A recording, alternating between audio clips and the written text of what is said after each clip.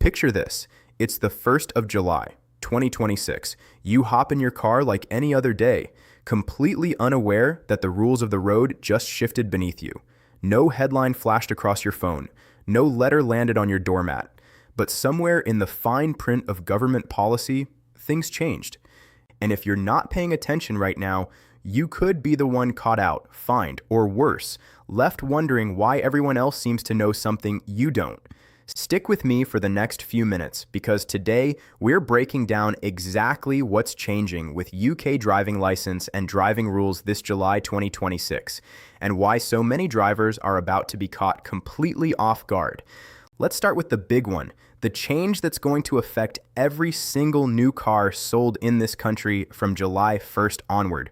From that date, all new cars sold in the UK must be fitted with something called Intelligent Speed Assistance, or ISA, as standard. All new cars sold in the UK from July 2026 must be fitted with Intelligent Speed Assistance as standard, part of updated GB type approval requirements aligned with the previous EU mandate. Now, before you panic and think your car is going to start driving itself or slamming the brakes on without your permission, let's be clear about what this actually does. ISA uses GPS mapping and road sign recognition to identify the current speed limit and provide an alert, or in more active configurations, a gentle resistance through the accelerator pedal when the vehicle exceeds it. So think of it less like a robot taking control of your car, and more like a very persistent passenger gently nudging your foot off the pedal. The good news, if you can call it that, is this system isn't designed to physically stop you from speeding. It can be overridden by pressing the accelerator firmly, and it can be turned off by the driver at the start of each journey. Manufacturers like Ford, Volkswagen Group, and Stellantis already have this technology rolling out across much of their current lineups. So depending on what you drive, this might not even feel new to you. But here's the part that surprises people. This only applies to brand new cars being sold from July onward. If you're driving an older vehicle, you won't be retrofitted with this overnight. Still, it marks a turning point. The era of cars quietly watching, mapping, and nudging your driving behavior has officially arrived, and it's only going to expand from here. Auto hit +2. Now let's talk about something that's hitting a very specific group of drivers right in the wallet. If you or someone in your family relies on the Motability scheme, July is a date you need to circle in red. For those who don't know, Motability is the UK program that allows disabled people to exchange mobility allowances like PIP for a car, a wheelchair-accessible vehicle, a scooter, or a powered wheelchair. It's been a lifeline for millions of people who otherwise might not have reliable transport. But starting this July, the government is changing the financial structure of the scheme. From July 2026 onwards, the government will levy a 20% VAT on vehicles that require an advance payment and replace the insurance premium tax with a standard rate of 12% applied to insurance policies for most new vehicle leases in this scheme. That's a meaningful increase for anyone who's already budgeting carefully. There is a silver lining, though. For wheelchair-accessible vehicles on the Motability scheme, advance payments will remain 0 rated for VAT and exempt from insurance premium tax. So if you're in a wheelchair-accessible vehicle, you're protected from this particular hit. But for everyone else on the scheme using a standard advance payment vehicle, costs are going up, and luxury cars are being phased out of the program entirely as part of a wider push to prioritize British-built vehicles in the scheme. If this affects you or someone you love, now is genuinely the time to check your lease agreement and understand exactly how these new costs will land on your account. Auto Trader. Here's where things get even more interesting, because while ISA and Motability changes are locked in and confirmed, there's a whole second wave of driving rule changes circling in the background that haven't quite landed yet but are inching closer every single month. Let's talk about your driving license itself, because the way you carry it, prove it, and update it is undergoing a quiet revolution. The UK government has been pushing toward a fully digital driving license, with a complete rollout expected by 2027. A pilot scheme for this already launched in late 2025, letting drivers access their license credentials through something called the gov.uk UK Wallet app right there on their smartphone. Now, here's the catch that nobody seems to be talking about enough. Even though the digital wallet was originally supposed to be ready and fully functional by 2025, as of recent reports, it's still not fully operational. But that doesn't mean you can just ignore it. Your physical card remains valid for now, but drivers are being strongly encouraged to keep their digital information accurate and updated, including their address and any medical conditions that legally require declaration. And here's the warning that should make you sit up. Failing to keep this information updated could lead to fines, or in more serious cases, enforcement action against your license.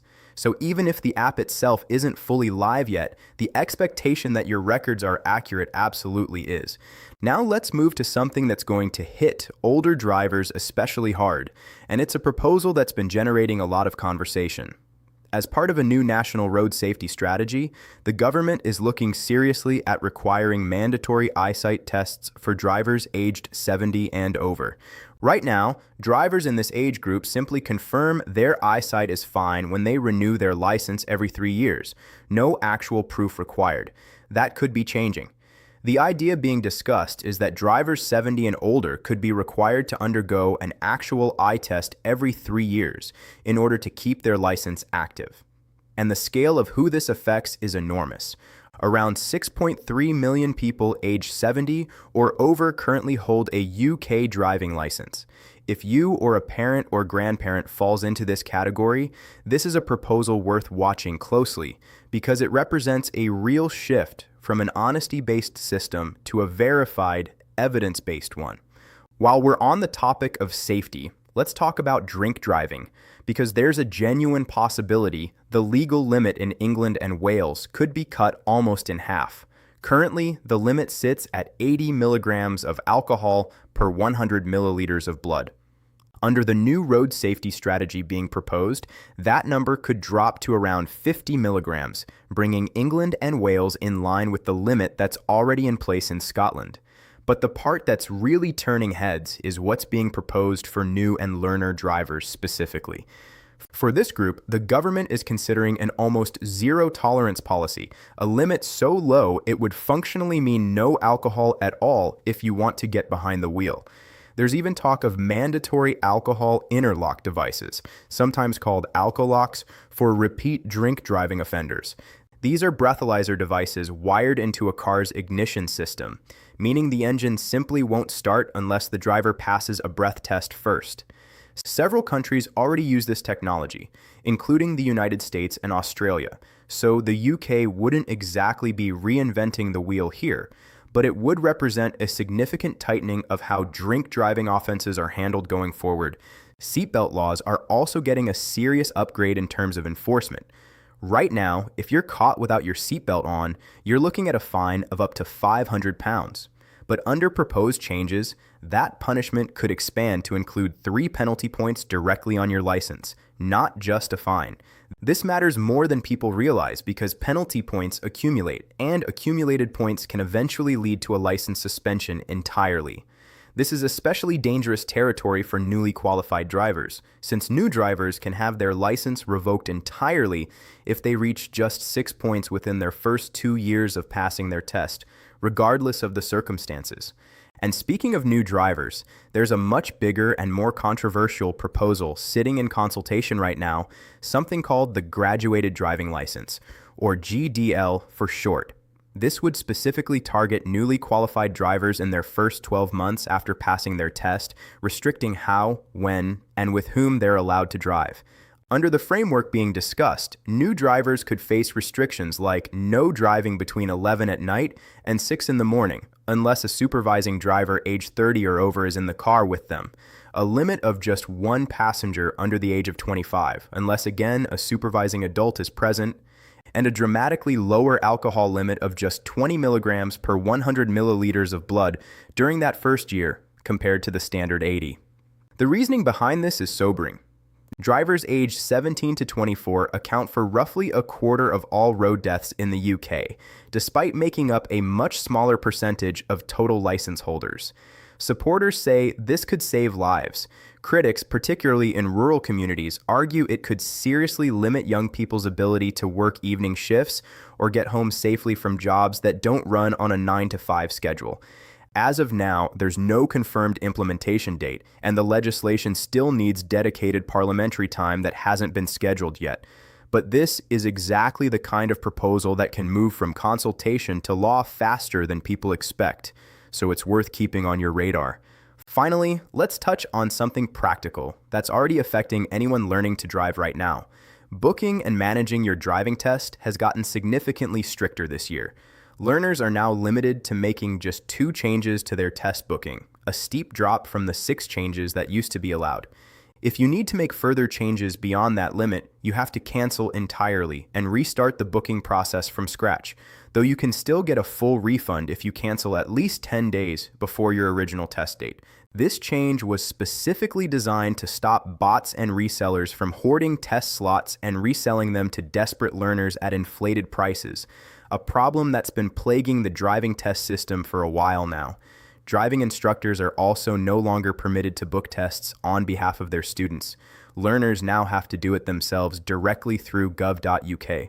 So where does that leave us? Some of these changes, like the ISA requirement on new cars and the modability cost increases, are locked in and happening this July, no question about it.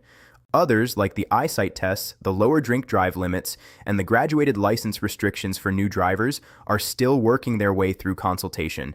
But given the level of political and public support behind them, it would be unwise to assume they're not coming. The smartest thing you can do right now is simple. Check your gov.uk account details. Make sure your address and medical information are accurate.